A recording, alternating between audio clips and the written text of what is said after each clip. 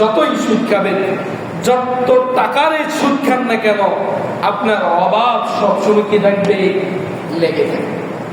বাহ্যিক দেখা যায় সুদ খেলে, বাহ্যিক দেখা যায় টাকা আয় হয়, 100 টাকা দিলে 150 টাকা পায়, আরো 50 টাকা লাভ হয়।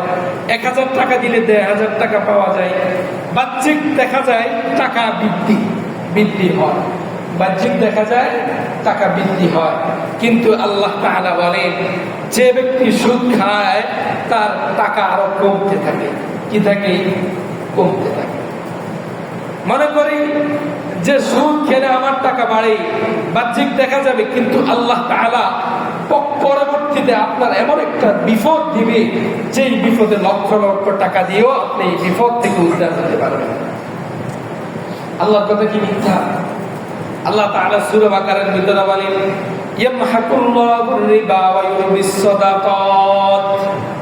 ইয়ামহাকুল্লাহুর রিবা ওয়া ইউরবিস সাদাকাত, যে সুদ সম্পদকে দিন দিন কমাতে থাকে। ইয়ামহাকুল্লাহুর রিবা, সুদ দিন দিন সম্পদকে কমাতে থাকে। ওয়া ইউরবিস সাদাকাত, পক্ষান্তরে যে সদকা করে তার সম্পদ দিন দিন বাড়তে থাকে। তাহলে সুদ দিলে ধন সম্পদ কমে, আর সদকা করে ধন সম্পদ বাড়ে। কে বলেছে? আল্লাহ বলেছে। সুদ খেলে ধন সম্পদ কমে, আর সদকা করলে ধন সম্পদ বাড়ে। আপনি যে শুক্রবারে এসে মসজিদে দান করেন, 10 টাকা দান করেন, এই 10 টাকার কারণে আপনি হয়তো বাহ্যিক মসজিদ কমিটি হয়তো আপনাকে 10 টাকার পরিবর্তে নামাজ শেষে 20 টাকা দেয় না। পরবর্তীতে মাস শেষে এই 10 টাকার পরিবর্তে আপনাকে 100 টাকা দেয় নাই। বাহ্যিক আপনি দেখতেছেন যে আপনার 100 টাকা থেকে 10 টাকা কমে গেছে, আপনার পকেটের ভিতরে আর 90 টাকা আছে। এটা আপনি বাহ্যিক দেখতেছেন, কিন্তু আল্লাহ তাআলা আপনার এই 10 টাকার বিনিময়ে আল্লাহ তাআলা আপনাকে এমন এমন রোগ থেকে রক্ষা করবে।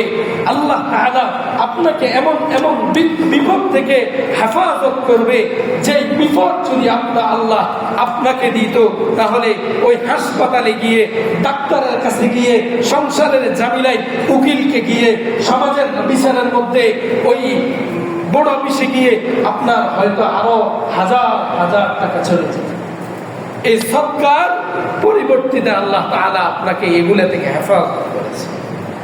পক্ষান্তরে আপনি সুদ খাবেন, দেখবেন আপনার টাকা আপনার পকেটের ভিতরে 100 টাকা ছিল, এখন আসছে 200 টাকা, 1000 টাকা ছিল, আসছে 2000 টাকা। কিন্তু এক সময় আল্লাহ তাআলা আপনাকে এমন বিপদ দিবে, যে বিপদের মধ্যে লাখ লাখ টাকা খরচ হয়ে যায়। এজন্য আল্লাহ তাআলা বলেন, ইয়ামহাকুল্লাহুর রিবা ওয়া ইউরবিস সাদাকাত।